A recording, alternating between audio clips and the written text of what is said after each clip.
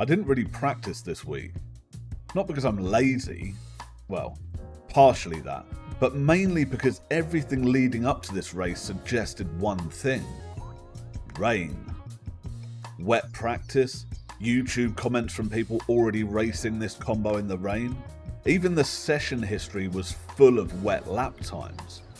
So in my head I'm thinking, if it rains, I don't need perfect dry lines. I just need to survive. And honestly, that felt like a solid plan.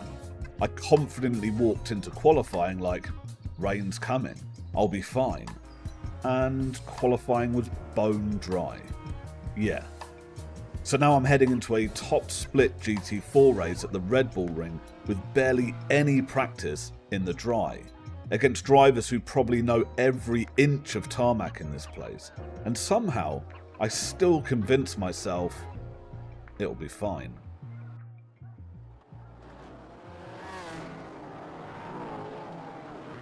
So here I am, P20, surrounded by people who probably live here. Lights out and I get a surprisingly good launch. But before we even make it down to turn 1, the car behind just turns into me on the straight. Not braking, not swerving to avoid someone, they literally steered into my door like they were checking if collision damage is enabled. Thankfully, no damage, no 4X, just a nice early reminder that we're racing with strangers on the internet. We go 3 wide into turn 1. I'm on the outside and honestly, it's perfect. I get a way better run onto the straight and I'm thinking, okay, chaos is happening, but maybe I can use it to my advantage. Then my brain misfires and suddenly decide the inside line is the better strategy. The traffic in front checks up, I get boxed in and now I'm side by side with the guy who just overtook me. This part is on me, I'll own it. We're going into the braking zone. I try to angle his trajectory so he gets stuck behind the car ahead. Basically, force him into a bad line so I can re-pass him on exit. He decides to handle that plan by adding a third car to the fight. He squeezes into a 3 wide while I'm already at full braking commitment. I've got my foot planted so hard I'm bending the brake pedal, but I've got nowhere to go, and it's not scrubbing off enough speed to back out. He has literal asphalt countryside on his left, but still shoots for the apex, straight across me. He spins across my nose like a Beyblade. At that point, I'm not even angry. I'm just disappointed in the physics of human decision making. That whole exchange cooked my confidence, my tyres, probably my soul. So I take the next few corners a bit cautiously. And good thing I did, because at turn 8, there's a fully sideways Mustang waiting like a jump scare. I somehow thread the gap, avoiding turning into modern art, and immediately pick off a car slowed down by the chaos. Next corner, I get a second overtake lined up, and I get it done. And then immediately give it back because he dives up the inside. End of lap 1, 13th, up 7 positions, nestled right behind another BMW running the same livery. And in that moment, I'm thinking, maybe this is salvageable. At the start of lap 2, I'm focused on one thing, staying with the BMW in front.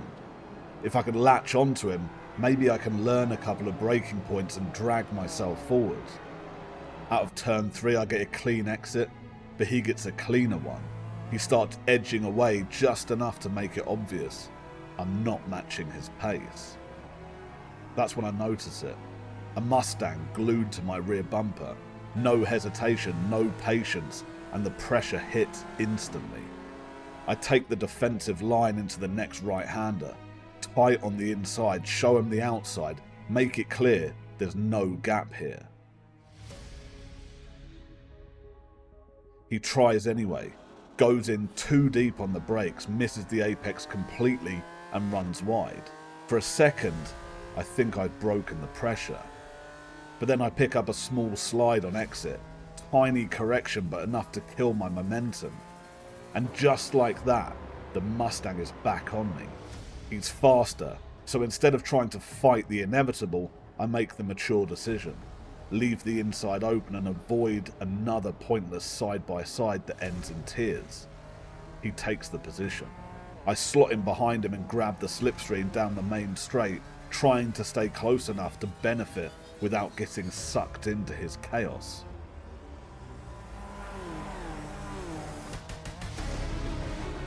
As we come back around to turn 3, the tight uphill right-hander, I already know what's coming. This corner has bullied me for the small amount of practice I've had.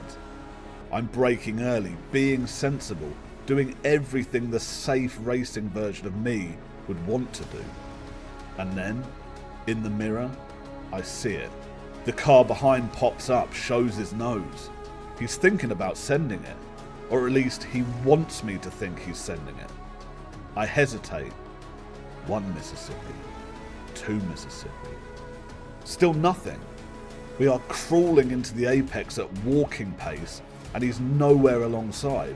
Not in the mirror, nor next to the window. Nothing. From where I'm sitting, he's bailed. He's given up. So I turn in.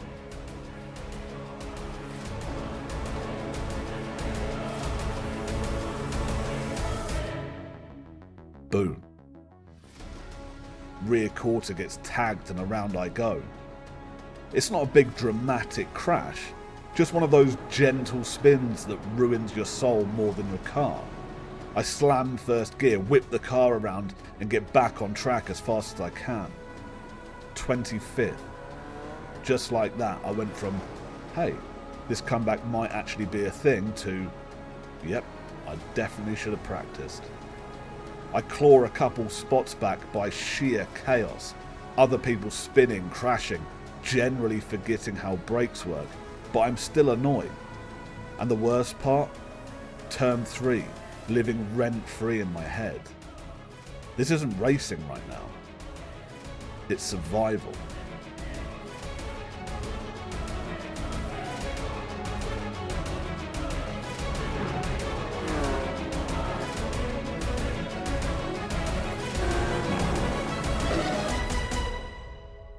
The next few laps, nothing dramatic happens. And honestly, that's almost worse. I wasn't racing, I was just on damage limitation duty. By lap 5, another car starts closing. Fast. And before I've even processed it, I see the nose of a Mustang appearing next to me like a safety rating drop notification. He blasts past on the inside. Fair play, that's on me. I'm just not getting this corner right. I tuck in behind him, trying to use the slipstream down the straight. For a few seconds it works, I'm hanging on, but then he starts to disappear, straight into the distance. And I'm left with the cold realization that I'm still not racing at all. I'm reacting. I gain a couple spots, but only because other people bin it. And it hits me. I'm not overtaking anyone. I'm collecting positions the way you collect trolleys in a supermarket car park, just wandering around picking up what other people abandon. At this point, I start questioning everything. Did I underestimate this track? Did I overestimate myself? Or did I just spend way too much time convincing myself the race would end in rain? And this is where the race turns into survival bingo. There's a Mustang glued to my rear bumper again, because of course there is. At this point I'm convinced there's a factory setting in these cars that just locks them onto me like heat-seeking missiles. I defend into turn 3 again. I'm not even really racing him, just defending my sanity at this point. And the whole time I'm thinking, any second now, the sky could open up. The heavens could bless me, and everyone who actually practiced will melt off the road. Spoiler, the rain never came. But chaos did.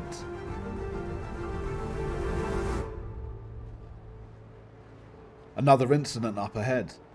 I thread the needle and somehow come out of the other side without being converted into a lawn ornament. And suddenly, I'm in 16th. From P20 to P16, with absolutely zero overtakes of my own making. Just a series of catastrophic events that I had the privilege of not being part of. This isn't skill, this is insurance fraud with steering input. But points are points, and iRacing doesn't care how you got there. And after last week's disaster, I'll take anything. Lap 8 starts with me feeling weirdly confident. I'm in 16th. I've survived chaos. I'm actually gaining position. Then I glance in the mirror. There he is, the BMW from the first incident, right on my bumper.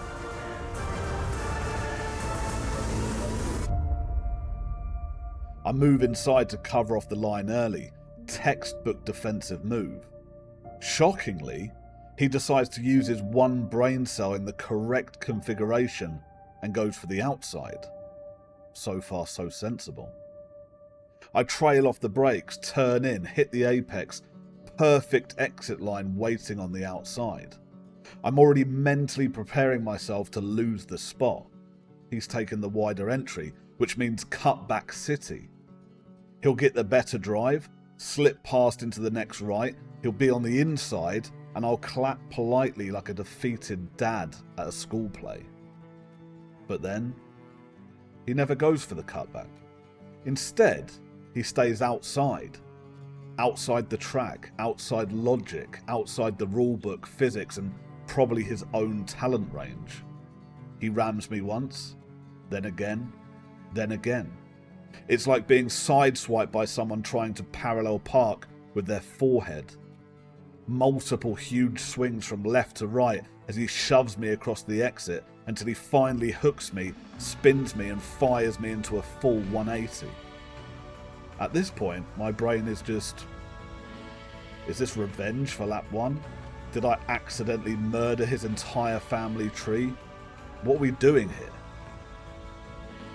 The only solace in the whole thing was that when the car spun, instinct took over. I flicked the wheel, snapped the front back around and somehow nail a perfect J-turn fit for cinema. And if any of you are in charge of hiring stuntmen for the 27th iteration of the Fast and the Furious, just know that I'm available. But just like that, all the positions I'd clawed back, gone.